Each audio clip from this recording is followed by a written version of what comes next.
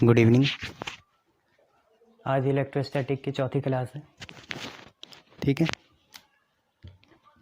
पिछली क्लास में हमने कूलम्ब्स लॉ पढ़ा था और उस पर बेस कुछ क्वेश्चंस करे थे। देखिए, आज जो हम टॉपिक स्टार्ट कर रहे हैं उसका नाम है चार्ज डिस्ट्रीब्यूशन।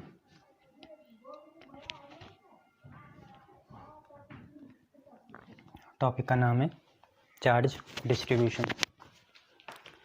हम पे बहुत तरह की बॉडीज़ होती हैं। कोई बॉडी ऐसी होती है जिसमें एक डायमेंशन डोमिनेटिंग होती है। जैसे आपकी मेटालिक वायर होगी, उसकी चौड़ाई उसकी लेंथ की कंपैरिजन में बहुत छोटी होती है, ठीक है। तो उसे हम वन डायमेंशनल मान सकते हैं कि उसमें एक ही डायमेंशन है। वो डायमेंशन कौन है? उसकी लंबाई है, ठीक है। चौड़ाई इतनी नहीं है उसकी।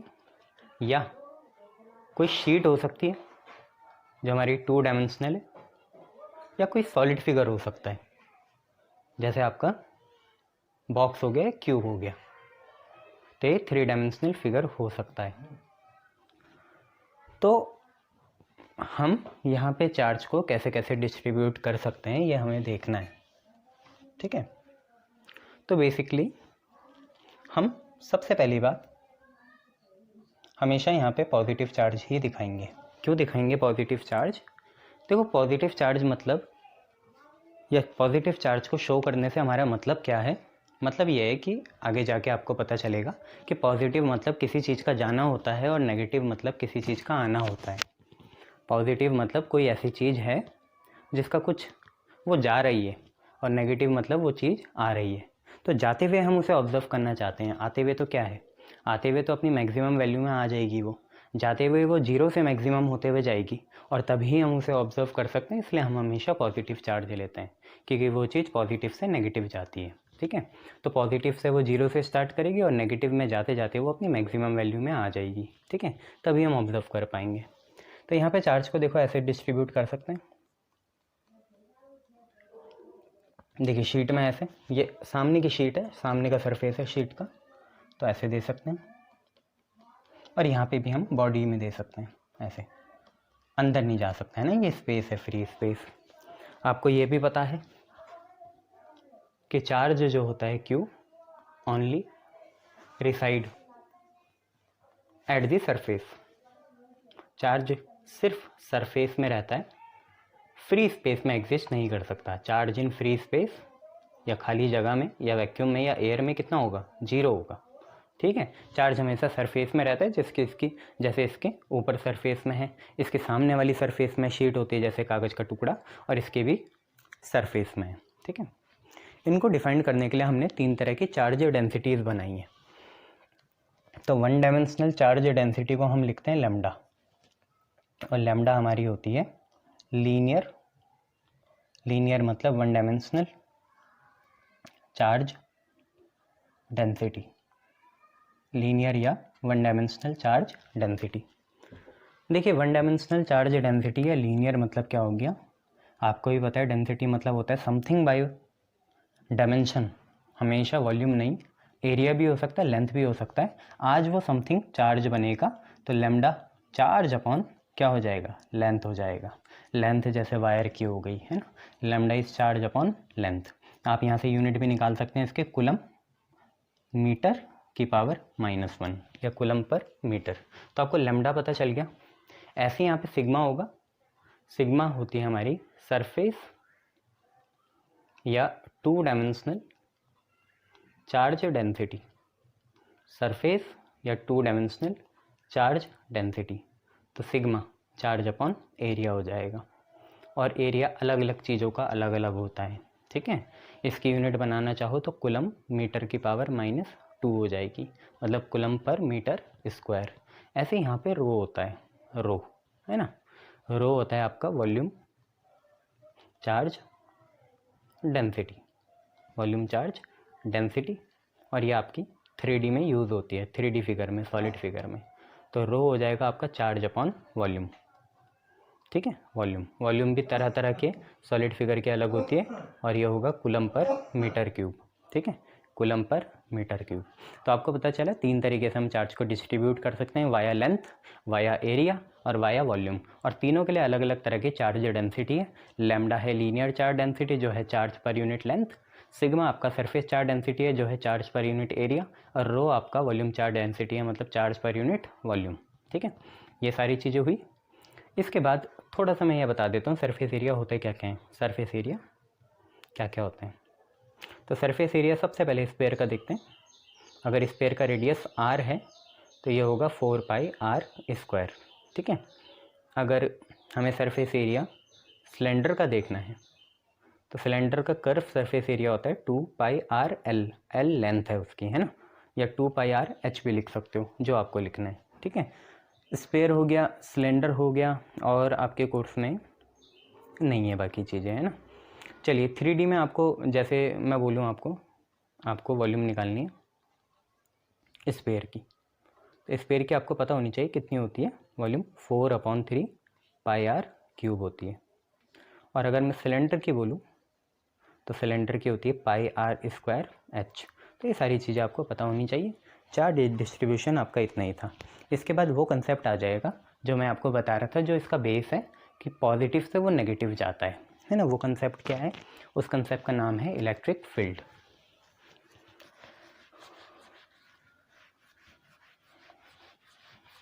इलेक्ट्रिक फील्ड है उसका नाम।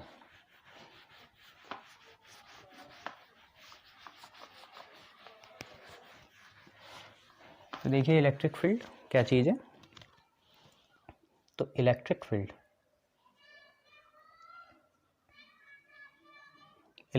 को हम ई वेक्टर से डिनोट करेंगे। ठीक है, इलेक्ट्रिक फील्ड क्या है ये इलेक्ट्रिक फील्ड।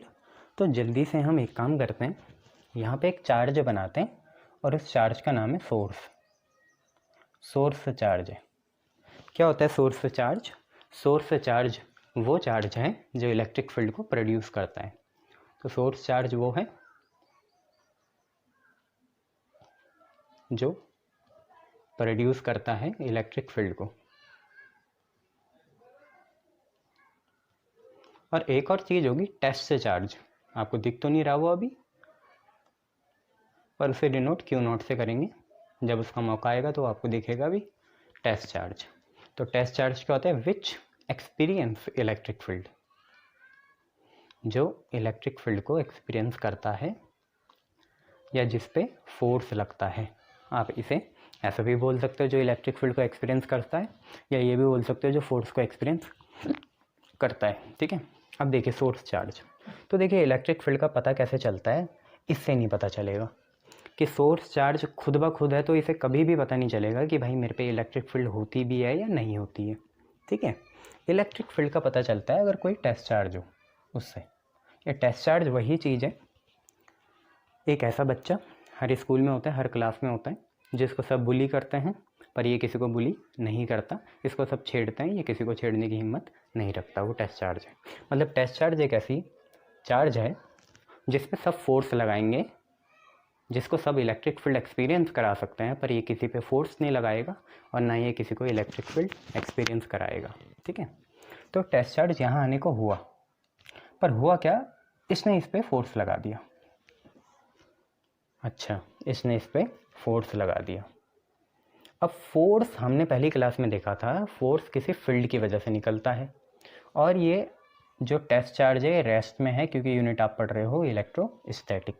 तो होगा क्या इस सोर्स चार्ज के, सोर्स जो आपका चार्ज है उसके चारों तरफ एक फील्ड होगी, कि जिस फील्ड में अगर कोई टेस्ट चार्ज आने को हुआ तो उस पर फोर्स लगेगा। ज़रूरी नहीं है वो बाहर निकल जाए, और तेज़ी से अंदर भी खींचा जा सकता है ना, बाहर भी निकल सकता है और अंदर भी खींचा जा सकता है। ये इस चीज़ पर डिपेंड करेगा कि दोनों के नेचर कैसे हैं। अगर दोनों पॉजिटिव होंगे तो रिपल्शन होगा, दोनों नेगेटिव होंगे तब भी रिपल्शन होगा, और अगर अपोजिट चार्ज के हुए एक पॉजिटिव हुआ और एक नेगेटिव हुआ तो इनके बीच में अट्रैक्शन होगा। जितनी वो नॉर्मल स्पीड से आ रहा था उससे तेज़ी स्पीड से आएगा, वो उसको एक्सेलरेशन मिल जाएगा, तो वो और तेज़ स्पीड से अंदर की तरफ आ जाएगा। ठीक है, तो ये सोर्स चार्ज हुआ। तो आपको समझ में आया इलेक्ट्रिक फील्ड क्या है, किसी सोर्स चार्ज जो कि रेस्ट में है उसके चारों तरफ एक स्पेस है, ये एक रीजन है कि जहाँ पे अगर कोई दूसरा चार्ज आए जिसे हम टेस्ट चार्ज बोलते हैं, तो उस चार्ज पे कोई फोर्स लगे, ठीक है, ये फोर्स किसका है, सोर्स चार्ज का है, लग किस पे रहा है, टेस्ट चार्ज पे। टेस्ट चार्ज किसी को फोर्स नहीं लगा सकता और किसी पे फील्ड भी नहीं लगा सकता, वो सिर्फ फील्ड एक्सपीरियंस कर सकता है या फोर्स एक्सपीरियंस कर सकता है, उससे ज़्यादा इस पर कुछ नहीं हो सकता। तो आपको पता चला इलेक्ट्रिक फील्ड क्या चीज़ है ना। तो अगर हम इलेक्ट्रिक फील्ड की डेफिनेशन लिखना चाहें तो electric field is the space around source charge due to which any other test charge experiences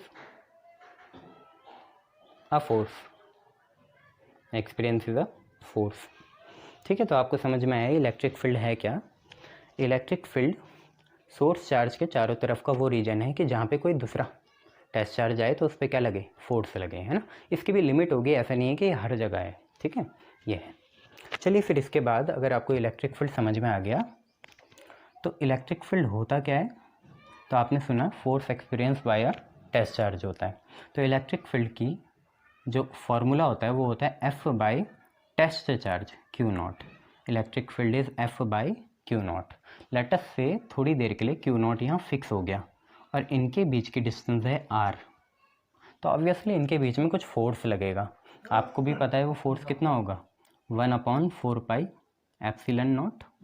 एक चार्ज यहाँ क्यू एस है, क्यू सोर्स, और एक चार्ज है क्यू नॉट और अपॉन आर का स्क्वायर। ये आपका क्या होता है, ये आपका फोर्स होता है इलेक्ट्रोस्टैटिक। और नीचे देखो क्यू नॉट चल रहा है तो क्यू नॉट से क्यू नॉट कैंसिल हो जाएगा। तो आपके इलेक्ट्रिक फील्ड की वैल्यू क्या आई, 1/4 pi epsilon naught Q source by R square. और बहुत से लोग जर्नलाइज करके बहुत सी बुक में क्यू सोर्स को क्यू ही लिख देते हैं। तो आपकी इलेक्ट्रिक फील्ड का जो फॉर्मूला बना वो आपका बना 1/4 pi epsilon naught Q by R square. ये किसके लिए है, सिंगल पॉइंट चार्ज के लिए, जो ये है ना। तो हम लिखेंगे for a single point charge, किसी सिंगल पॉइंट चार्ज के लिए इतना है इलेक्ट्रिक फील्ड, ठीक है। समझ में आया। इलेक्ट्रिक फील्ड की जनरल जो मैथमेटिकल फार्मूला है वो है F by Q not. F की वैल्यू इनके बीच को अभी स्टेबल स्टेट में मान के इनके बीच का डिस्टेंस आर माना, तो फोर्स की वैल्यू हुई 1/4 पाई एप्सिलॉन नॉट। एक चार्ज है क्यू एस, एक चार्ज है क्यू नॉट और अपॉन में जो हमने डिस्टेंस माना उसका स्क्वायर। और नीचे क्यू नॉट चल रहा था तो कैंसिल हो गया, कैंसिल होके ये बचा। और बहुत सी बुक में सोर्स चार्ज को क्यू लिखते हैं तो आप पे ये आ गया, ये किसी सिंगल पॉइंट चार्ज के लिए, ठीक है, ये किसी सिंगल पॉइंट चार्ज के लिए। चलिए फिर इसके बाद ये देखते हैं कि इलेक्ट्रिक फील्ड कैसी क्वांटिटी है। तो इलेक्ट्रिक फील्ड एक वेक्टर क्वांटिटी है और हमेशा इसकी डायरेक्शन होती है पॉजिटिव से नेगेटिव। इलेक्ट्रिक फील्ड हमेशा पॉजिटिव चार्ज से किधर की तरफ जाना चाहेगा, नेगेटिव चार्ज की तरफ जाना चाहेगा। फोर्स ज़रूरी नहीं है कि उधर ही जाए, फोर्स हमेशा बड़े चार्ज की तरफ जाता है। बड़ा चार्ज पॉजिटिव भी हो सकता है और नेगेटिव भी हो सकता है। दो रिपल्सिव हैं तो 180 बनेगा, अपोजिट हैं, एक रिपल्सिव है दूसरा अट्रैक्टिव है तो 0 डिग्री बनेगा, है ना। तो इलेक्ट्रिक फील्ड एक ऑब्वियसली वेक्टर क्वांटिटी है और दूसरी बात इसकी direction always positive to negative, है ना। तो यहाँ लिख देते हैं डायरेक्शन हमेशा क्या होती है, पॉजिटिव से नेगेटिव होती है, ठीक है, पॉजिटिव से नेगेटिव होती है। चलिए इसके बाद हम ये देखते हैं, इतनी चीज़ें आपको पता चल गई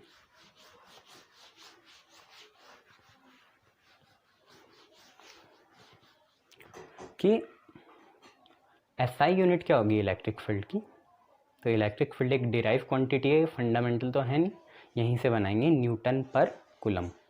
तो होती है न्यूटन पर कूलम, और भी होती है पर अभी के लिए एक काम करो, थोड़ी सी जगह छोड़ देना टेक्स्ट बुक में, न्यूटन पर कूलम और लिख के छोड़ देना, बाकी यूनिट हम लिखेंगे, ठीक है। तो इलेक्ट्रिक फील्ड हो गया फोर्स न्यूटन, चार्ज कूलम, तो न्यूटन पर कूलम। अब इसके डायमेंशन निकालते हैं, तो डायमेंशन ऑफ इलेक्ट्रिक फील्ड निकालेंगे और फॉर्मूले का ही यूज़ करेंगे। तो डायमेंशन ऑफ इलेक्ट्रिक फील्ड क्या होंगे, dimension of force upon dimension of charge. आज वो टेस्ट चार्ज हो गए तो अलग थोड़ी है, चार्ज ही तो है। और फोर्स के मैंने आपको याद करने के लिए बोले थे mlt-2 होता है। कैसे होता है? फोर्स क्या होता है? Mass into acceleration. मास का होता है m, acceleration is metre per second square, मतलब l लेंथ t की power -2 metre per second square. l length है, t टाइम है, m मास है। ठीक है, तो mlt-2 और charge q is equal to I T. हमने क्लास में पढ़ा था अपनी ऐसी ऑनलाइन क्लास में, q is equal to I T. I क्या होता है? करंट। t क्या होता है? टाइम।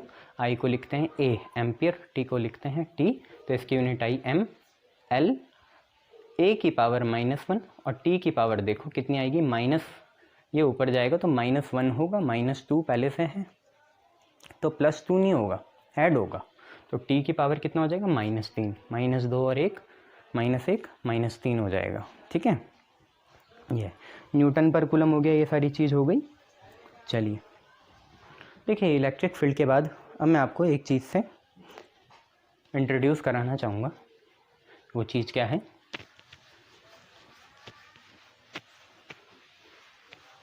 देखिए, हमारी जो बुक है, जो आपके कोर्स में कॉम्प्लीमेंट्री बुक से लगी है, तो उसमें इलेक्ट्रिक फील्ड पे वही चीज़ होती है, इलेक्ट्रिक फील्ड इंटेंसिटी, और स्ट्रेंथ भी वही चीज़ होती है। अगर कहीं हमने इलेक्ट्रिक फील्ड इंटेंसिटी मतलब EFI लिखा है, EFS लिखा है या इलेक्ट्रिक फील्ड लिखा है तो बात एक ही है, ये बात याद रखना। चलिए अब हम बात करते हैं एक चीज़ की, वो है हमारी इलेक्ट्रिक फील्ड लाइंस या electric line of forces. Electric lines of forces, देखिए क्या है ये।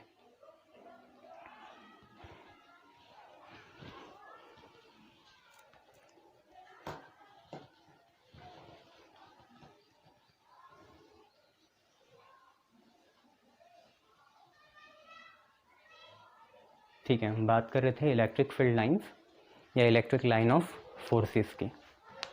क्या चीज़ है ये? कुछ नहीं, पहली बात, ये एक इमेजिनरी लाइंस है। इमेजिनरी लाइंस है मतलब एक हाइपोथेटिकल, काल्पनिक कंसेप्ट है। काल्पनिक कंसेप्ट है, ये हाइपोथेटिकल है। ठीक है, दूसरी बात, it defines the strength of electric field. Electric field की स्ट्रेंथ के बारे में बताता है ये। तो इलेक्ट्रिक फील्ड लाइंस क्या है? पहली बात तो इमेजिनरी लाइंस है, दूसरी ये इलेक्ट्रिक फील्ड की स्ट्रेंथ के बारे में हमें बताएगा। कैसे बताएगा? पहले इसकी डेफिनेशन समझो। Electric field line is an imaginary path. Electric field line एक इमेजिनरी पाथ है, और पाथ दो तरह के हो सकते हैं, स्ट्रेट या कर्व। तो electric field lines is an imaginary path, straight और curved, at which if at any point of it, if at any point of it, अगर इसके किसी भी पॉइंट में एक अगर हम टेंजेंट बनाएं, और टेंजेंट हमेशा फॉरवर्ड ही बनाना, खिलाड़ी मत बनना। तो इलेक्ट्रिक फील्ड लाइन एक इमेजिनरी पाथ है, स्ट्रेट हो सकता है, कर्व हो सकता है, कि जिसके किसी भी पॉइंट में अगर हम टेंजेंट ड्रॉ करें तो that tangent will give direction of electric field. Mind it, direction है, मैग्नीट्यूड नहीं है। तो इलेक्ट्रिक फील्ड लाइन एक ऐसा इमेजिनरी पाथ है, स्ट्रेट हो सकता है या कर्व हो सकता है, कि जिसके किसी भी पॉइंट पे अगर हम कोई टेंजेंट बनाएं, ड्रॉ करें, तो वो टेंजेंट हमें इलेक्ट्रिक फील्ड की डायरेक्शन देगा। ठीक है, कैसे? ये इसकी डेफिनेशन हो गई। जैसे मैंने एक ये पाथ बनाया, ये जो कर्व वाला पाथ है, ये खुद ब खुद क्या है? इलेक्ट्रिक फील्ड लाइन है। और इसके मैं कोई भी दो पॉइंट मान लेता हूँ, जैसे ये और ये। लेट अस से इस पॉइंट का नाम P और इस पॉइंट का नाम Q। अब आपको पता है टेंजेंट कैसी लाइन होती है, जो सरफेस से जाती है ऐसे। सेकेंड क्या होती है, जो अंदर से चले गई, ये टेंजेंट है। एक और बनाते हैं टेंजेंट, ये रही सरफेस से जा रही है। ये दोनों टेंजेंट जो हैं ये हमें इलेक्ट्रिक फील्ड की डायरेक्शन देंगे, ठीक है। ये तो ये हमारा कर्व पाथ जो है आज स्ट्रेट भी हो सकता है, स्ट्रेट इसलिए नहीं बनाया क्योंकि फिर दोनों पैरेलल हो जाएंगे, इलेक्ट्रिक फील्ड भी और हमारी इलेक्ट्रिक फील्ड लाइंस भी। तो कर्व बना दिए, थोड़ा डिस्टिंक्शन दिख रहा है। तो इलेक्ट्रिक फील्ड लाइन पाथ है कोई, या तो वो कर्व हो सकता है या स्ट्रेट हो सकता है, कि उसके किसी भी पॉइंट में आज दो दिखा दिए उनमें टेंजेंट बनाएंगे तो वो हमेशा इलेक्ट्रिक फील्ड की हमें डायरेक्शन देगा, ठीक है। ठीक है, अब ज़रा आप ये समझें कि क्या है। मैंने एक P पॉइंट यहाँ बनाया और एक Q पॉइंट यहाँ बनाया, और देखिए कुछ ऐसा है, ठीक है। ये आपकी ये पॉइंट है, ये है, ये भी आपकी इलेक्ट्रिक फील्ड लाइन है, ये दोनों, और ये भी आपकी इलेक्ट्रिक फील्ड लाइन है। मैं बोलूँ which is correct, electric field at P is greater than electric field at Q। दूसरा, electric field at P is lesser than electric field at Q। और तीसरा, इलेक्ट्रिक फील्ड एट Q, चलो P मान लेते हैं, is equal to electric field at Q। तो आपको बताना है इनमें से कौन सा सही है, ठीक है। कुछ तो अलग है इनमें, हाँ अलग है। देखो P पॉइंट में इलेक्ट्रिक फील्ड लाइन क्लोज है और Q पॉइंट में electric field line farther apart है। क्लोज, फार्दर अपार्ट, तो होता क्या है उसके लिए हम नोट बनाएंगे। तो electric field is directly proportional to congestion. Congestion मतलब क्या हुआ कि कितना क्लोज है। कंजेशन बोल लो या आप बोल लो इसके लिए एक दूसरा वर्ड क्या हो सकता है,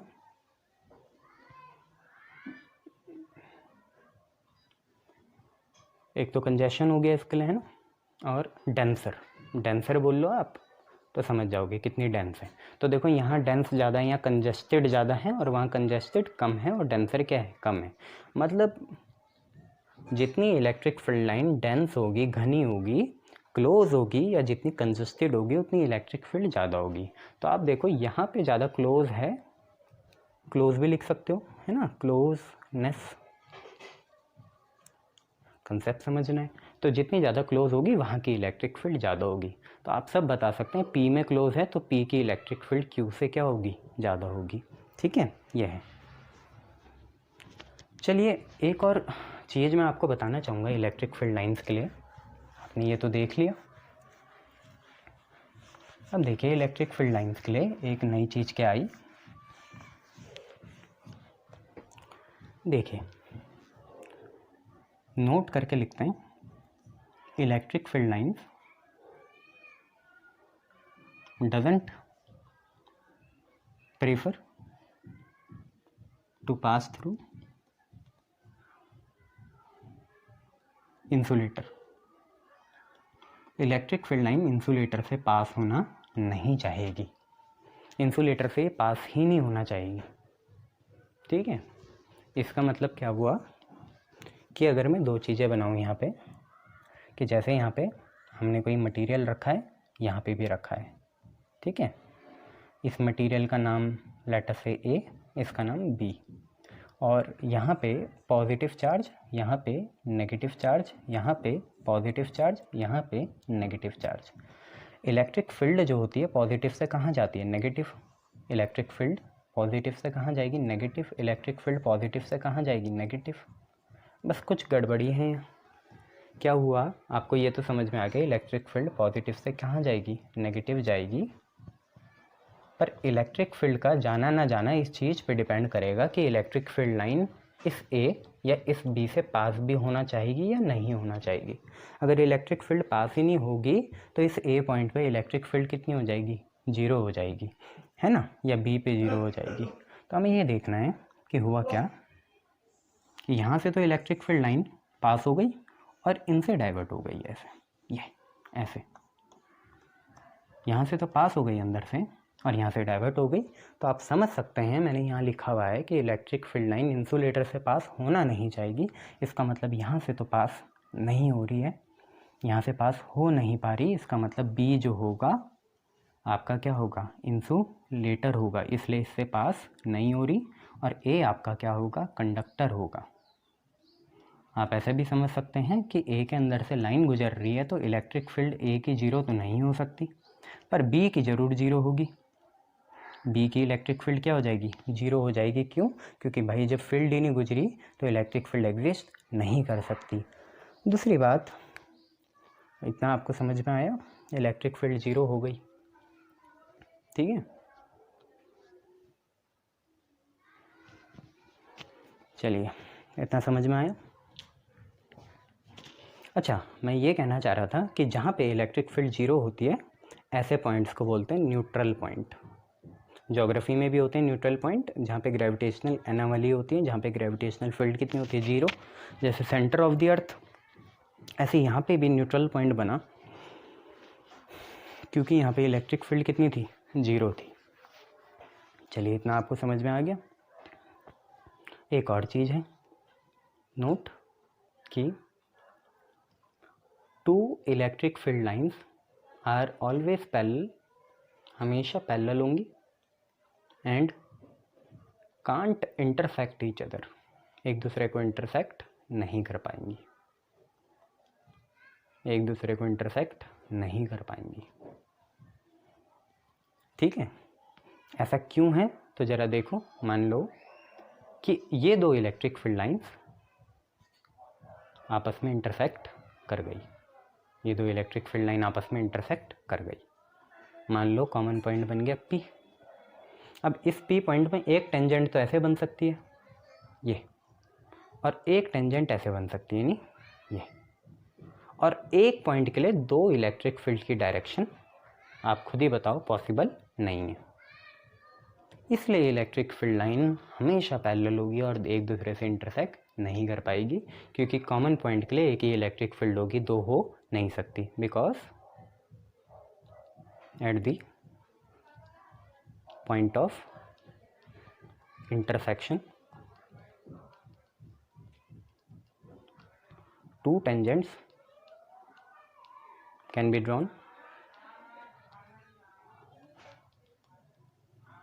giving two directions of electric field, which is impossible। इसलिए इम्पॉसिबल है, इसलिए ऐसा हो नहीं सकता, ठीक है। यह बात याद रखेंगे।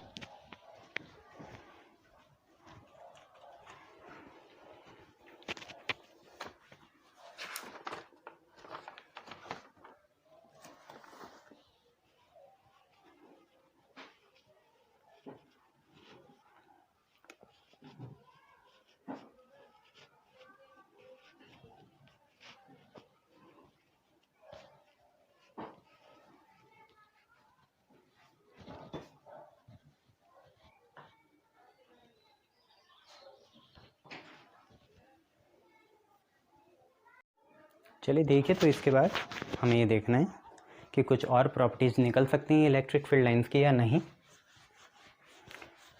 तो दो तीन प्रॉपर्टी मैं आपको और बताऊंगा।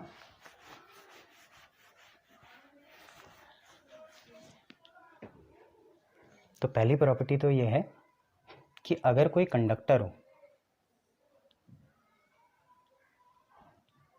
ठीक है, और यहाँ पे पॉजिटिव चार्ज और यहाँ पे नेगेटिव चार्ज हो, तो इलेक्ट्रिक फील्ड लाइन हमेशा इसके नॉर्मल होगी, हमेशा नॉर्मल। हमेशा कैसी बनेगी, नॉर्मल बनेगी। तो पहली प्रॉपर्टी तो आपकी ये हुई कि electric field lines are always normal to the conductor, हमेशा नॉर्मल होगी। आप डायग्राम से समझ भी सकते हो कि डायग्राम भी फेवर कर रहा है, नॉर्मल होगी। अच्छा, दूसरी प्रॉपर्टी क्या है, दूसरी प्रॉपर्टी ये है कि मान लो दो लाइक चार्जेस हुए, जैसे Q1 और Q2, दोनों के सेम साइन हुए, है ना, और Q1 और Q2 दोनों के अपोजिट साइन हुए, एक बार सेम साइन और दूसरी बार अपोजिट साइन, ठीक है। तो जब सेम साइन होंगे ना, तो electric field lines lateral pressure बनाएगी। लेटरल प्रेशर, लेटरल कैसे होता है? दबाने वाला। लेटरल मतलब दबाने वाला, कॉन्ट्रैक्ट करने वाला, श्रिंक करने वाला, ठीक है, लेटरल प्रेशर। और ये क्यों है? तो ये है due to force of repulsion. Q1 Q2 के सेम साइन है, तो इनमें क्या होगा? फोर्स ऑफ रिपल्शन होगा। अपोजिट साइन है तो इलेक्ट्रिक फील्ड लाइन लगाएगी लॉन्गिट्यूडिनल प्रेशर। लॉन्गिट्यूडिनल प्रेशर क्या होता है? लॉन्गिट्यूडिनल प्रेशर, लेटरल प्रेशर हो गया दबाने वाला, श्रिंक करने वाला, कंप्रेस करने वाला। लॉन्गिट्यूडिनल होता है रेयर फैक्ट या खींचने वाला, एक्सटेंड करने वाला लॉन्गिट्यूडिनल प्रेशर होता है, और ये होगा due to force of attraction. हाँ, बस ये मत समझना अट्रैक्शन मतलब पास आएंगे तो दब जाएंगे, ऐसा नहीं होता है यहाँ पे, ठीक है। ये एक एटॉमिक लेवल की बात है, ठीक है। तो ये चीज़ें आपको समझ में आई। लेटरल मतलब होता है दबाना और लॉन्गिट्यूडिनल मतलब होता है खींचना, ठीक है। ये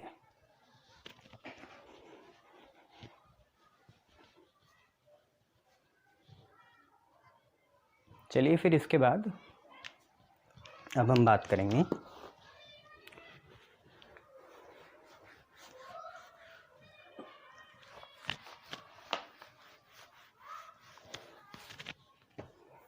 कि कुछ बॉडीज़ के लिए इलेक्ट्रिक फील्ड लाइन बनाई कैसे जा सकती है। तो draw electric field lines for, पहला है सिंगल पॉजिटिव चार्ज। किसी सिंगल पॉजिटिव चार्ज के लिए आपको इलेक्ट्रिक फील्ड लाइन बनानी है। तो पहले वो सिंगल पॉजिटिव चार्ज बनाया और इलेक्ट्रिक फील्ड लाइन जैसे टॉर्च के जैसे समझो, अगर टॉर्च हो, है ना, तो उसकी लाइट चारों तरफ निकलती है। तो ऐसी पॉजिटिव चार्ज से भी इलेक्ट्रिक फील्ड लाइंस चारों तरफ निकलेगी, जितने पॉसिबल डायरेक्शन हो सकती है। अभी इतना बनाया और पॉजिटिव से दूर जाती है, इसका मतलब एरो बाहर को निकलेंगे। पॉजिटिव से दूर जाती है इसलिए एरो बाहर को निकले, ऐसे। ये इसका उल्टा आपका सिंगल नेगेटिव चार्ज के लिए होगा। हमने लिखा सिंगल नेगेटिव चार्ज। नेगेटिव इसके लिए भी वही टॉर्च वाला हिसाब, हर पॉसिबल डायरेक्शन से निकलेगी क्या? गलत होता है निकलने बोलना, आएगी, हर पॉसिबल डायरेक्शन को आएगी, क्योंकि पॉजिटिव से दूर तो नेगेटिव के पास अंदर को आएगी, हर पॉसिबल डायरेक्शन से अंदर को आएगी। ये बन गया, ठीक है। ये इसके बाद हम बनाएंगे two equal and opposite charges के लिए, जिसको आपने बाद में जाके डाइपोल बोलना है। डाइपोल, दो पोल, पोल दो ही होते हैं, सिंगल हो नहीं सकते, तो इसलिए गलत है ये, पोल बोलना चाहिए, बट डाइपोल चल रहा है तो क्या करें, ठीक है। तो आपको निकालनी है दो इक्वल पॉजिटिव चार्ज के लिए, दो इक्वल अपोजिट चार्जेस के लिए। तो हमेशा ये आदत डालो कि माइनस यहाँ बनाओ और प्लस यहाँ बनाओ, ठीक है। तो पहले तो आपको पता है कैसे जानी है, पॉजिटिव से दूर और नेगेटिव के पास, पॉजिटिव से दूर नेगेटिव के पास, पॉजिटिव से दूर नेगेटिव के पास, एरो इधर को, पॉजिटिव से नेगेटिव, पॉजिटिव से नेगेटिव। अब अपने आप में नेगेटिव जो है एक सिंगल पॉइंट चार्ज के जैसे बिहेव करेगा, तो इसके लिए ऐसा भी हमें बनाना पड़ेगा। सेम गोज फॉर पॉजिटिव, ये भी सिंगल उसके जैसे बिहेव करेगा। ऐसे करो, ऐसे करो, ऐसे ऐसे, यूँ निकालो, यूँ यूँ यूँ, और थोड़ी कसर रह जाए तो थोड़ा इसे ऐसे भी कर दो, ठीक है। ये अब एरो का ध्यान देना है ना, पॉजिटिव से नेगेटिव सही है, पॉजिटिव से नेगेटिव, नेगेटिव के पास तो अंदर को एरो, और पॉजिटिव से दूर तो बाहर को एरो। ये पॉजिटिव से दूर तो बाहर को एरो आ गए, ठीक है। ये चीज़ है।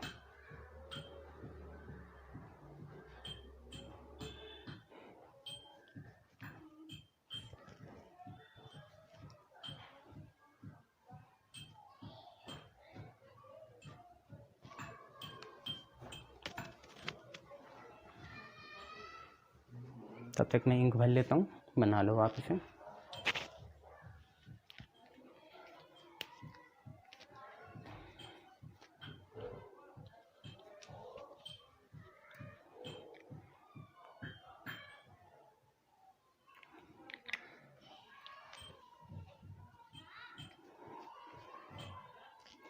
इसके बाद देखेंगे two equal and same positive charges. ठीक है, ये बना लिया, मिटाते हैं इसे। Two equal and same positive charges. Equal मतलब मैग्नीट्यूड सेम होगा और सेम मतलब यहाँ पे है नेचर। ठीक है, तो two equal and same positive charges, दो इक्वल और सेम पॉजिटिव चार्जेस के लिए बनाते हैं। तो दोनों को हम Q ले लेते हैं, है ना। ये आप क्या करें इसमें, सबसे पहले तो ये बना लें ऐसा, ये ऐसा, ऐसा, ऐसा। क्यों? क्योंकि आपको भी पता है ये रिपेल करेंगे, तो एक समय बाद इनकी इलेक्ट्रिक फील्ड लाइन पैरेलल हो जाएगी। इनके बीच में कौन सा प्रेशर लगेगा, कौन सा, सेम चार्जेस के हैं, तो लेटरल प्रेशर लगेगा, एक दूसरे को दबाने की कोशिश करेगी और एक लिमिट आएगी जब जिसके बाद ये एक दूसरे को दबा नहीं पाएंगे तो पैरेलल हो जाएंगी। ठीक है, उसके बाद वही नॉर्मल ये पॉइंट चार्जेस हैं, तो ऐसा ऐसा सीधा, ठीक है, ऐसा ऐसा सीधा, नीचे भी ऐसा ऐसा ऐसा ऐसा सीधा सीधा, और फिर ऐसे निकालो, ऐसे ऐसे। ठीक है, सेम गोज फॉर हेयर, ऐसे ऐसे ऐसे,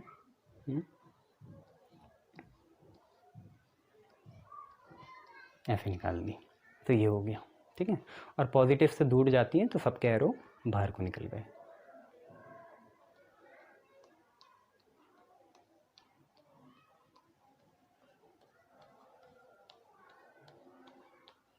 ठीक है, ये आपके दो equal and same positive charge के लिए हो गया। देखिए यहाँ पे बीच में इलेक्ट्रिक फील्ड कितनी होगी, 0। इसका मतलब ये जो पॉइंट्स होंगे यहाँ पे, जितने भी यहाँ से लेकर यहाँ तक जितने भी पॉइंट्स होंगे वहाँ पे इलेक्ट्रिक फील्ड 0 होगी। और ऐसे पॉइंट को आपने अभी पढ़ा था, क्या बोलते हैं, न्यूट्रल पॉइंट्स बोलते हैं। कौन से पॉइंट, न्यूट्रल पॉइंट्स बोलते हैं। ठीक है, ये चीज़ है। चलिए इसके बाद एक काम करते हैं, अब मैं बताता हूँ आपको two unequal positive charges. Two unequal positive charges, दो अनइक्वल पॉजिटिव चार्जेस हुए। ठीक है, मान लो दो चार्ज हैं Q1 और Q2, और मान लिया Q1 Q2 से ज़्यादा है, तो बनेगा ऐसे कुछ मॉडिफिकेशन होंगे। तो आप मॉडिफिकेशन याद रखो, मॉडिफिकेशन क्या होने हैं, नोट डाल के लिखते हैं कि न्यूट्रल पॉइंट, न्यूट्रल जो हमारा पॉइंट होगा वो शिफ्ट हो जाएगा टूवर्ड्स स्मॉलर चार्ज। जो न्यूट्रल पॉइंट है वो स्मॉलर चार्ज की तरफ शिफ्ट हो जाएगा, जो कि कौन है आपका, Q2 है। न्यूट्रल चार्ज जो है वो स्मॉलर पॉइंट की तरफ क्या हो जाएगा, शिफ्ट हो जाएगा। क्यों होगा ऐसा, ये 0 है। क्योंकि देखो Q1 जो है वो चार्ज बड़ा है, तो उसकी जो इलेक्ट्रिक फील्ड लाइंस होंगी वो छोटे चार्ज वाले को डोमिनेट करने लग जाएगी, तो धीरे धीरे वो दबाना शुरू करेगी और न्यूट्रल पॉइंट वहाँ शिफ्ट हो जाएगा।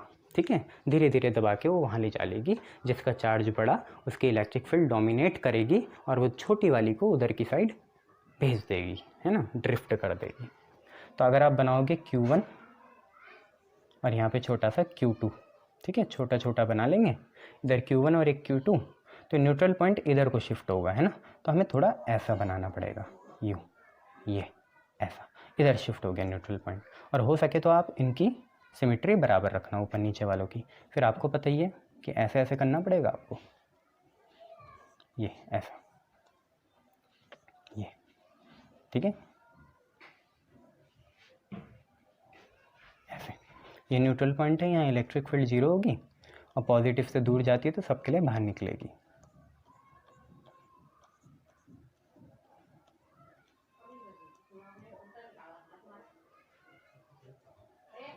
ये ऐसा, ठीक है, सबके लिए बाहर निकलेगी, ये चीज़ है। ठीक है, तो आपने देख लिया न्यूट्रल पॉइंट छोटे चार्ज की तरफ शिफ्ट हो जाएगा। चलिए इसके बाद इसमें क्या वेरिएशन आ सकते हैं, तो इसके बाद इसमें ये वेरिएशन आ सकता है, नहीं इसके बाद तो फिर इक्विपोटेंशियल वाला केस आ जाएगा। तो इतना ही है इसमें। चलिए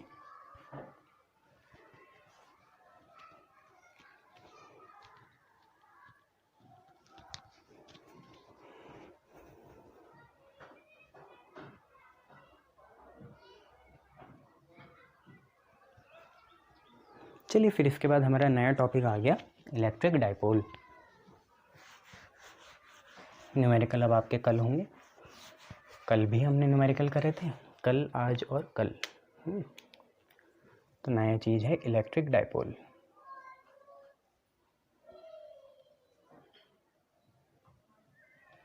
देखिए जी, इलेक्ट्रिक डाइपोल क्या चीज़ होती है। पहली बात, ये एक हाइपोथेटिकल काल्पनिक एंटिटी है, असली में ये एग्जिस्ट कर ही नहीं सकती। इसमें होता क्या है,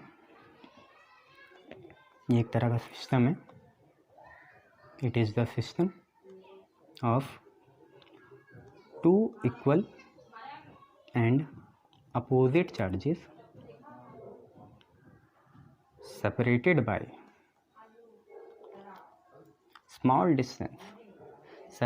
by small distance, एक छोटे से डिस्टेंस से इन्हें सेपरेट करा जाएगा। ये आपकी इलेक्ट्रिक डाइपोल होती है। इलेक्ट्रिक डाइपोल सिस्टम होता है दो इक्वल एंड अपोजिट चार्जेस का, जिन्हें हम छोटे से डिस्टेंस से सेपरेट करते हैं। अब ज़रा आपको मैं दिखाता हूँ ये बनता कैसे है। देखिए यहाँ पे -q चार्ज हो गया और यहाँ पे +q चार्ज हो गया। अब इनको हमने ज्वाइन करा और ये हो गया सेंटर, और इनके बीच का डिस्टेंस हो गया, आप मान लो 2a। इस 2a को हम लेंथ ऑफ द डाइपोल बोलते हैं, length of the dipole. a को नहीं, 2a को हम लेंथ ऑफ द डाइपोल कहते हैं। ठीक है, ये है। अब आप छोटो समझो ये कितना होगा, ये बहुत कम है, नैनो में है ये। तो आप भी समझो बहुत कम डिस्टेंस है, तो ये चार्ज तो अट्रैक्ट हो जाएंगे, एक साथ अलग अलग नहीं रह सकते, है ना, ऐसे अलग अलग नहीं रह सकते, इसलिए मैंने बोला हाइपोथेटिकल एंटिटी है। ठीक है, चलिए यहीं पे आपको एक और चीज़ पढ़ना बहुत ज़रूरी हो जाता है, जो है आपका electric dipole moment. Electric dipole moment, movement नहीं मोमेंट। मोमेंट होता है जैसे टॉर्क का, वैसे ये इलेक्ट्रिक डाइपोल मोमेंट है, और इसकी डायरेक्शन होती है p, या इसे डिनोट करते हैं p से। ठीक है, तो इलेक्ट्रिक डाइपोल मोमेंट होता क्या है, एक्चुअली में कुछ नहीं होता, वेक्टर क्वांटिटी होती है। पहली बात, आप कोई सा भी चार्ज उठाओ irrespective of the sign, q उठा लिया, q कोई सा भी हो सकता है, साइन नहीं देखने, और लेंथ ऑफ द डाइपोल जो है उससे मल्टीप्लाई कर दो। तो है क्या ये, तो ये है, इट इज़ प्रोडक्ट ऑफ, सिर्फ हम मैग्नीट्यूड ले रहे हैं, तो it is product of magnitude of either charge, कोई भी चार्ज ले लो उसका magnitude, and length of the dipole, length of dipole. Electric dipole moment क्या है कि ये प्रोडक्ट है, p से डिनोट होगा, वेक्टर क्वांटिटी है, प्रोडक्ट है किसका, कोई भी चार्ज लो और लेंथ ऑफ द डाइपोल से उसे मल्टीप्लाई कर दो। वेक्टर क्वांटिटी है, हमेशा इसकी डायरेक्शन क्या होगी, from -q to +q, -q से +q जाएगा ये, मतलब p की डायरेक्शन ये होगी। ठीक है, p की डायरेक्शन इस तरफ होगी, ऐसे माइनस से प्लस होगी। ठीक है, और आपको भी पता है इलेक्ट्रिक फील्ड की डायरेक्शन इधर होती है, प्लस से माइनस होती है। तो अगर मैं आपसे बोलूँ एंगल कितना है p और e के बीच में, तो ऐसे जा रहे हैं, है ना, ऐसे, एक इधर जा रहा है और एक इधर जा रहा है, दोनों के बीच में कितना बना, 180 बना। ऐसे जा रहे तो 0, ऐसे जा रहे तो 0, ऐसे आ रहे तो 180। तो थीटा एंगल ऐसे मान लिया between dipole moment and electric field is 180 degree. ये आपको याद रखना है, 180 डिग्री होगा। चलिए इतनी आपको बातें पता चल गई। अब इसकी एसआई यूनिट एक बार आप देखिए, चार्ज है तो कुलम, और मीटर स्क्वायर या मीटर, देखो दो तो वैल्यू है, कोई फ़र्क थोड़ी पड़ रहा, तो कुलम मीटर होगा, 2a लेंथ है ना, तो coulomb metre, vector quantity minus से प्लस, और ये। तो आपको इलेक्ट्रिक डाइपोल शायद समझ में आ गया होगा। अब देखिए, अगर मुझे इसका परपेंडिकुलर बाइसेक्टर बनाना पड़े तो ये ऐसा बनेगा, और अगर परपेंडिकुलर बाइसेक्टर आपने बना दिया है तो थोड़ी देर के लिए इसे भी एक्सटेंड करो ऐसे। अब इस वाली एक्सिस को हम बोलते हैं एक्सियल लाइन, एक्सियल लाइन, जैसे हम बोलते हैं एंड ऑन, या तो एक्सियल लाइन बोलते हैं और या तो एंड ऑन बोलते हैं। और जो एंगल बाइसेक्टर से जा रही है 90 बना के, देखो ये एंगल तो 0 हुआ और ये 90 हुआ है ना, तो इसको हम बोलते हैं इक्वाटोरियल, इक्वाटोरियल या ब्रॉड साइड।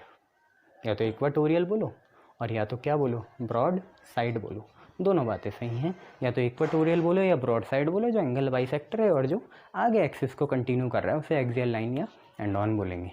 ठीक है, ये चीज़ें।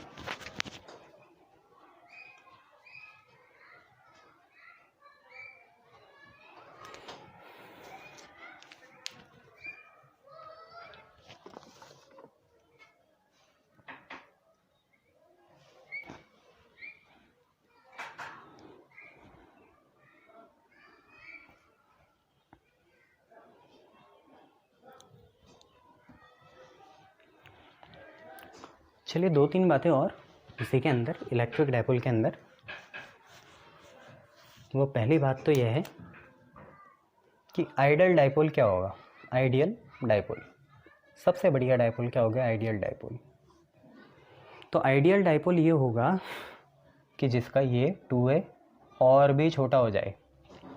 तो आइडियल डाइपोल वो डाइपोल होगा जिसकी लेंथ लगभग 0 हो, लगभग 0 तो हो ही नहीं सकती, ठीक है। तो आइडियल डाइपोल वो होगा जिसकी length of the dipole tends to 0 हो जाए। दूसरी बात, टोटल चार्ज ऑन डाइपोल कितना होता है, तो आपका आंसर होगा 0। एक माइनस क्यू, दूसरा प्लस क्यू, तो आंसर कितना आता है, 0 आता है। तो ये 2 चीज़ें आपको पता होनी चाहिए डाइपोल के बारे में, ठीक है। अच्छा, तीसरा हम आपको नोट बताते हैं। आपने अभी पढ़ा, ठीक है, कि for a single point charge, अगर कोई सिंगल पॉइंट चार्ज होता है तो उसके लिए जो इलेक्ट्रिक फील्ड होती है वो होती है आपकी 1/4 पाई एप्सिलॉन नॉट। याद है क्यू सोर्स, जिसे क्यू लिख दिया था, और अपॉन आर स्क्वायर। इसका मतलब इलेक्ट्रिक फील्ड इन्वर्सली प्रोपोर्शनल होती है आर स्क्वायर के, और ये इन्वर्स स्क्वायर लॉ को फॉलो करती है। जबकि डाइपोल के लिए हम आगे देखेंगे, प्रूफ करेंगे कि इलेक्ट्रिक फील्ड जो होती है आर क्यूब के इन्वर्स होती है। आपको भी पता है, मैं सारे कंसेप्ट ऐसे उठाता हूँ कि पहले बीज बोता हूँ पुराने उससे नई चीज़ों का बीज बोता हूँ मैं, बोया जाता है, फिर उसके बाद आगे बढ़ते हैं। तो ये जो डाइपोल है ये इन्वर्स स्क्वायर लॉ को फॉलो नहीं करेगा, E is inversely proportional to R cube हो जाएगा, और यहाँ पे कितना है, आर स्क्वायर है, ठीक है। इसको ये आगे बढ़ाते हैं, देखते हैं।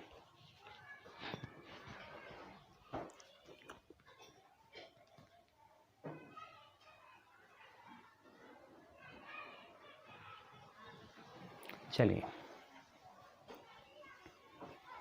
अब हम 2 डेरिवेशंस करेंगे, और किस्मत अच्छी रही तो 3 भी करेंगे। वो 2 डेरिवेशंस क्या हैं देखिए, क्योंकि जितना आप इसमें न्यूमेरिकल करेंगे और कंसेप्चुअल करेंगे उतना बढ़िया है। ये बेसिक कंसेप्ट जल्दी निपट जाएं उतना ज़्यादा अच्छा रहेगा। ये तो सबसे आपके लिए आइडियल समय है। आपका स्कूल से समय कितना बर्बाद होता था, अब उससे भी आप बचे हो, और आप तो चाहते ही थे कि कोचिंग में ही पढ़े, तो देखो पढ़ रहे हो। स्कूल से भी समय बच गया तुम्हारा, जो सबसे ज़्यादा टेंशन रहती थी। इससे बढ़िया क्या चाहिए लाइफ में, सीरियस कैंडिडेट्स के लिए था ये। चलिए डेरिवेशन करते हैं। Electric field intensity on axial or end on side of electric dipole. Electric field intensity निकालनी है हमें axial or end on side of electric dipole के।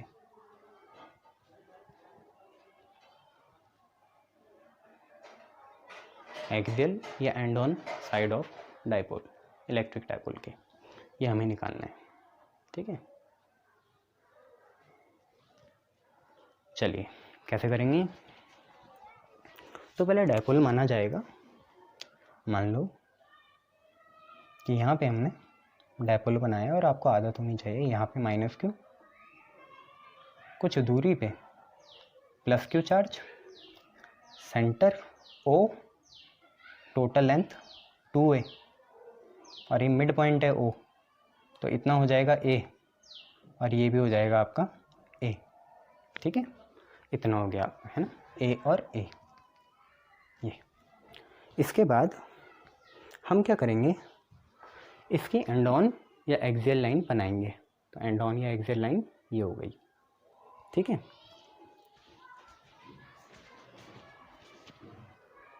एंड ऑन या एक्सियल लाइन ये हो गई।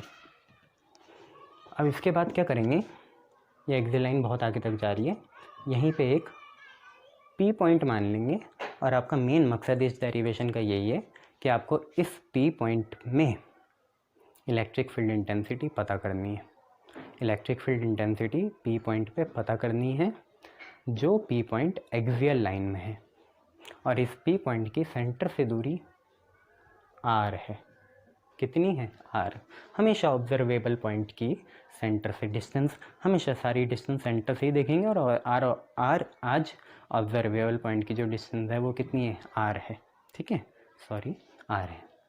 अब एक काम करते हैं, देखो इस P पॉइंट पे दो चार्ज फील्ड बनाएंगे, है ना। अगर सिंगल पॉइंट चार्ज देखें तो एक तो ये बनाएगा और एक ये बनाएगा।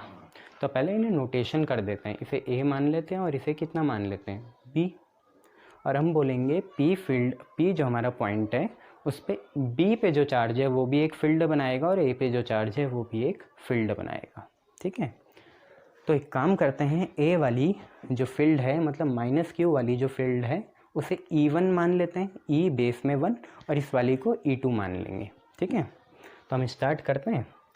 तो हम ऐसे लिखेंगे, ये सारी चीज़ें आपको पता है। ठीक है, जो राम कहानी है वो थोड़ा खुद लिख देना, है ना।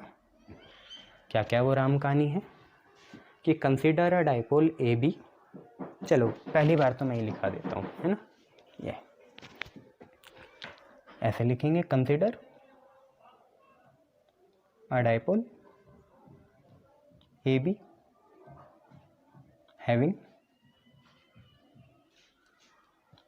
-Q charge at A +Q charge at B, length of the dipole कितनी? 2a, सेंटर कितना? O, और डाइपोल मोमेंट कितना? Q × 2a।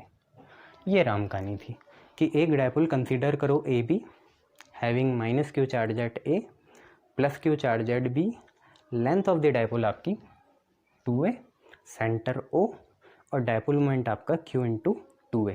ठीक है, डाइपोल जो आपका मोमेंट है वो कितना है? Q × 2a है।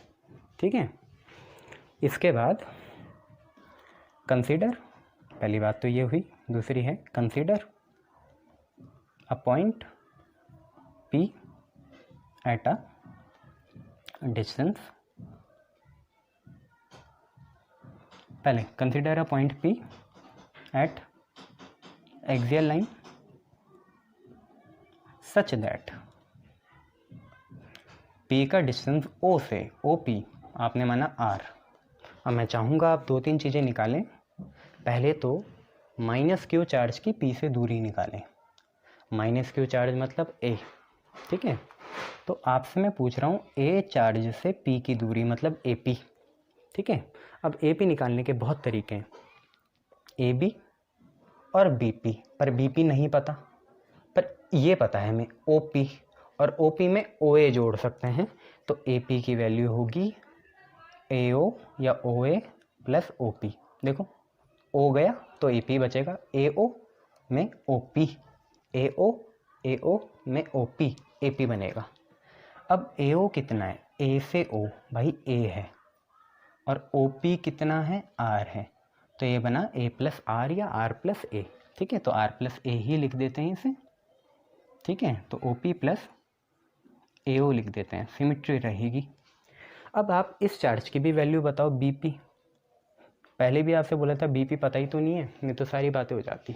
तो BP देखो कैसे आ सकता है, OP पता है, और OP से अगर हम OB हटा दें, OP से इस पूरे से ये हटा दें, तो ये बचेगा BP। OP से OP हटा दें, BP बचेगा। तो BP क्या होगा, OP माइनस कितना OB। OP कितना है R और OB कितना है A, तो ये हुआ R माइनस A। AP पता चल गया, BP पता चल गया, संभाल के रखो, काम आएगा। चलिए अब बात करते हैं आगे। देखो ये पॉइंट तो काम का ही नहीं रहा, इसे हटा दिया। अब ध्यान से देखो, हम ये मान लेते हैं लेट E1 जो है वो है इलेक्ट्रिक फील्ड इंटेंसिटी। जो इलेक्ट्रिक फील्ड इंटेंसिटी बनी कहाँ पे, P पे, किसकी वजह से, तो due to minus Q at A। ठीक है, E1 क्या है, वो इलेक्ट्रिक फील्ड इंटेंसिटी है जो P पे है, आई या बनी किसकी वजह से, माइनस Q की वजह से, जो कहाँ है, A पे है। तो इलेक्ट्रिक फील्ड किसी पॉइंट चार्ज के लिए कितनी होती है, 1/4 पाई एप्सिलॉन नॉट। साइन देखते नहीं है तो Q लिखेंगे, सिर्फ साइन नहीं देखने ना। इलेक्ट्रिक फील्ड एक वेक्टर क्वांटिटी है, चाहे वो माइनस Q है तब भी कितना लेना है, Q ही लेना है। ठीक है, तब भी कितना लेना है, Q ही लेना है। ठीक है, और नीचे डिस्टेंस कितनी आएगी, तो आप देखो A मतलब माइनस Q की P से दूरी कितनी है, AP है, तो कितना आएगा, AP का स्क्वायर आएगा। और क्योंकि एक ये वेक्टर क्वांटिटी है तो आपको ये भी बताना पड़ेगा कि इसकी डायरेक्शन क्या है। P के टर्म्स में बताओगे तो बढ़िया है। देखो इलेक्ट्रिक फील्ड नेगेटिव के पास आती है ना, नेगेटिव के पास आती है और पॉजिटिव से जाती है दूर। ठीक है, तो हम बोलेंगे नेगेटिव के पास, मतलब इलेक्ट्रिक फील्ड नेगेटिव के पास आ रही होगी, इसका मतलब इधर को होगी ऐसे। E1 जो है, सॉरी E1 जो है नेगेटिव के पास आ रहा होगा इधर को। ठीक है, तो हम ये बोल सकते हैं दो तरीके से, कि या तो हम ये बोलें टूवर्ड्स माइनस Q की देखो तरफ आ रहा है, देखो नेगेटिव के पास माइनस Q की तरफ आ रहा है, देखो प्लस Q की तरफ नहीं आ रहा, ये मत बोलना है ना, माइनस Q की तरफ, या एक और बढ़िया away from P, away from P, P से दूर जा रहा है, ये बोल सकते हो आप। ठीक है, P से दूर जा रहा है। ठीक है, तो P से कहाँ जा रहा है, दूर जा रहा है। तो ये आपको बात पता चली। चलिए ऐसे हम मानेंगे E2 क्या हो जाएगा, इलेक्ट्रिक फील्ड इंटेंसिटी कहाँ पे, P पे, किसकी वजह से, क्योंकि ये माइनस Q की वजह से है तो ये प्लस Q की वजह से होगी, और प्लस Q कहाँ है, B पे है। तो E2 क्या है, इलेक्ट्रिक फील्ड इंटेंसिटी है किसकी वजह से, प्लस Q की वजह से, वो कहाँ है, B पे, और किस पे लगा रहा है, P पे।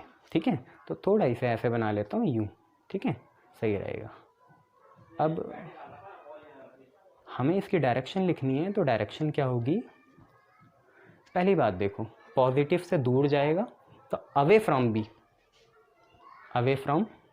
मतलब B क्या है, प्लस Q, तो अवे फ्रॉम प्लस Q। यहाँ टूवर्ड्स माइनस Q था, नेगेटिव के पास, पॉजिटिव से दूर।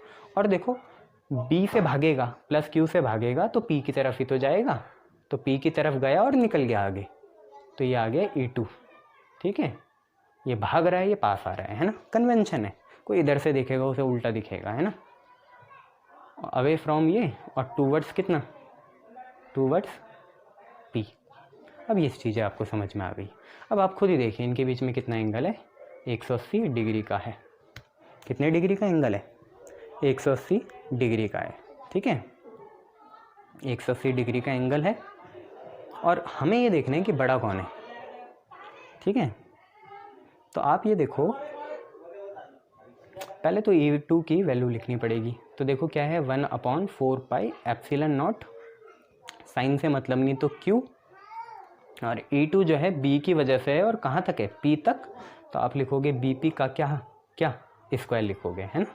अब बस एक सिंपल सी बात, हमें पता है कि भाई जो नेट इलेक्ट्रिक फील्ड आनी थी एक्सियल, वो दोनों का माइनस करके आएगी। हम पिछली बार न्यूमेरिकल में भी कर चुके हैं, या तो E2 माइनस E1 या E1 माइनस E2, देखना है बड़ा क्या है और छोटा क्या है।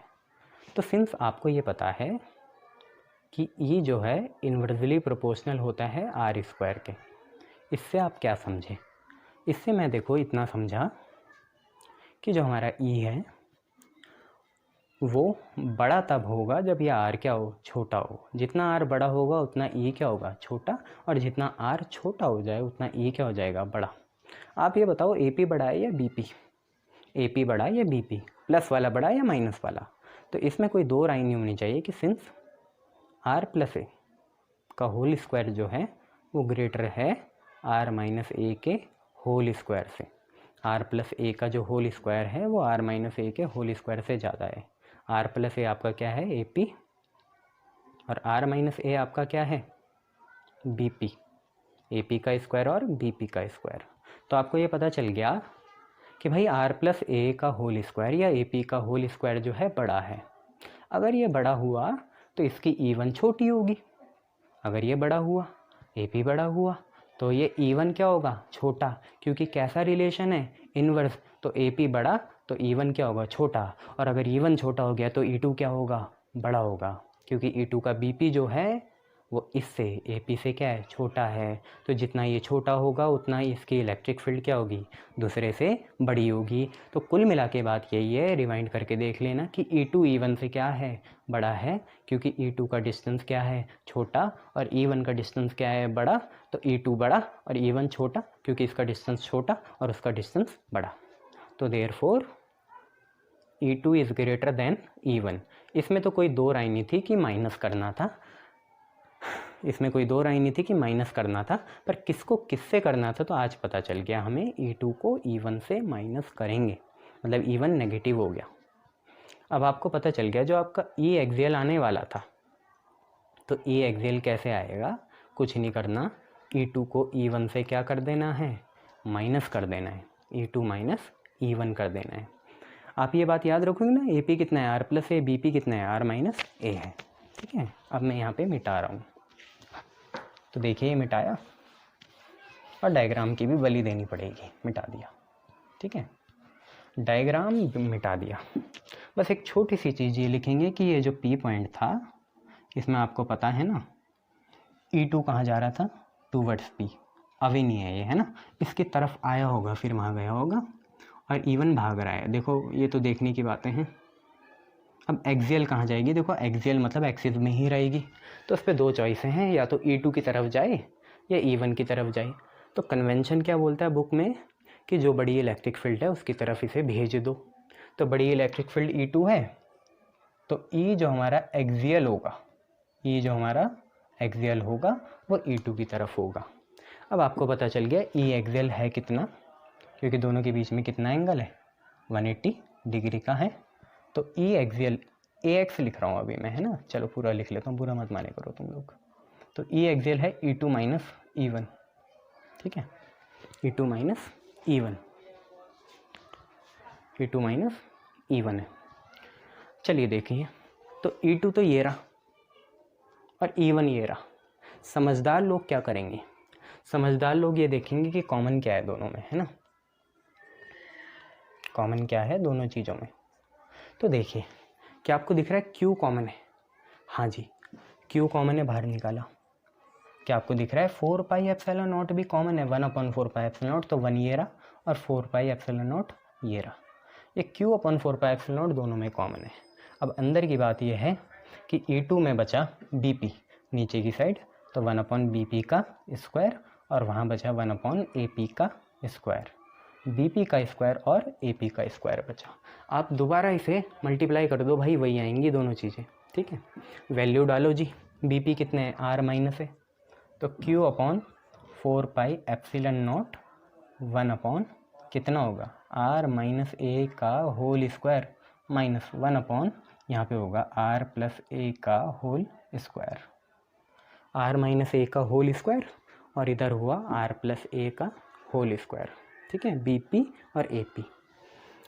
चलिए जी क्रॉस मल्टीप्लाई करेंगे तो Q/4 पाई एप्सिलॉन नॉट, पहले तो एलसीएम, भाई एलसीएम दोनों अलग अलग है, तो R माइनस ए का होल स्क्वायर और R प्लस ए का होल स्क्वायर हो गया। अब देखिए R माइनस ए की तरफ R प्लस ए गया, तो यहाँ पे हो गया R प्लस ए का होल स्क्वायर, और यहाँ पे हो गया R प्लस ए की तरफ हो जाएगा तो R माइनस ए का होल स्क्वायर। अब देखिए हम एक काम कर सकते हैं, दो चीज़ें एक साथ करेंगे। वो दो चीज़ें क्या हैं कि पहली बात तो देखो इनसे स्क्वायर कॉमन लेंगे, जब स्क्वायर कॉमन आ जाएगा तो ये a प्लस बी और ये a माइनस बी है। और देखो ऊपर क्या है, ऊपर अगर मैं आपको ऐसा बताऊं कि ऊपर ये है कि x प्लस वाई का whole square minus X minus Y का होल स्क्वायर है, तो आप कोई दो राय नहीं होनी चाहिए। हमने बहुत बार मैथ में करा है कि a प्लस बी का whole square minus a minus B का होल स्क्वायर होता है 4ab 4ab ये चीज़ है। दूसरी बात मैं आपसे ये कहना चाह रहा था कि ये जो r माइनस ए है और ये जो r प्लस ए है, इनका होल स्क्वायर लिया कॉमन, ऐसे कॉमन ले लिया जी, और a प्लस बी और a माइनस बी बनेगा a square minus B square, मतलब r square minus A square का होल स्क्वायर। ठीक है, a plus B a minus B A square minus B square का होल स्क्वायर। चलिए इतना आपको समझ में आ गया, तो देखिए अब आगे देखिए क्या होता है।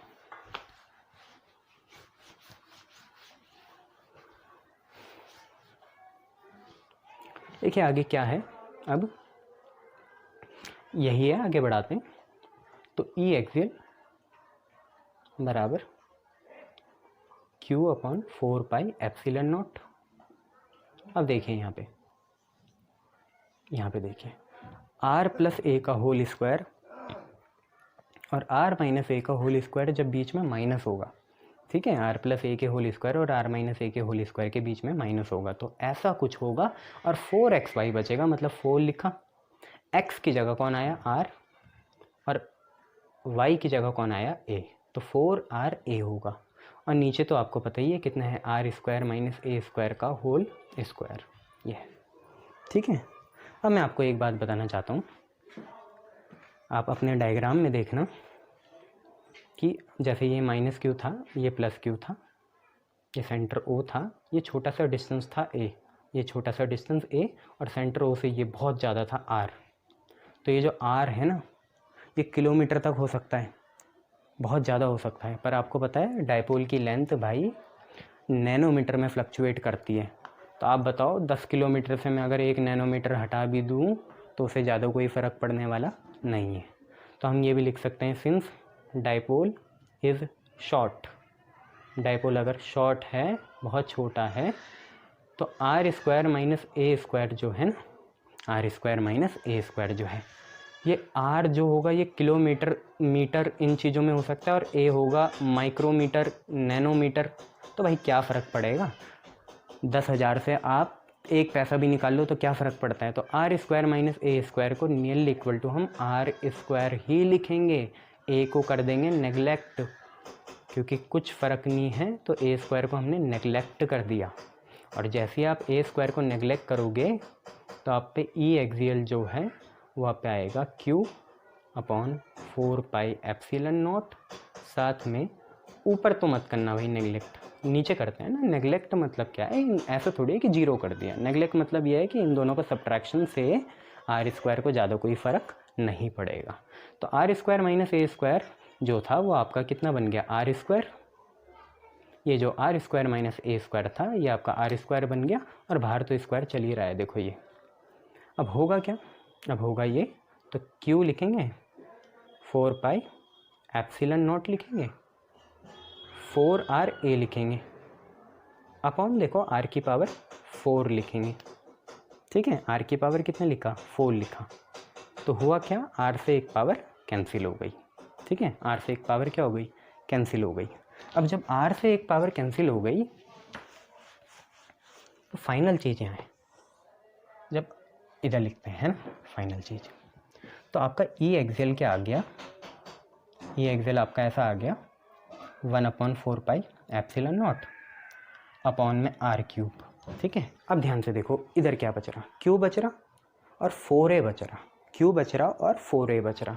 तो क्या मैं इसे ऐसे लिख सकता हूँ, क्यू इंटू 2a और साथ में यहाँ पे 2।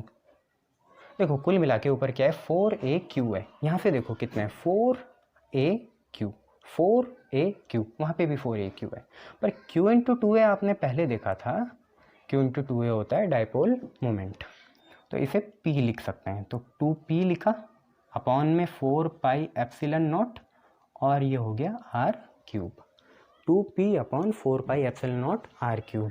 तो फाइनली आपका आंसर आया E axial 2P by 4 pi epsilon naught R cube. और मैंने आपको बोला ही था कि डायपोल के लिए इलेक्ट्रिक फील्ड क्यूब के इन्वर्स होती है आर क्यूब के।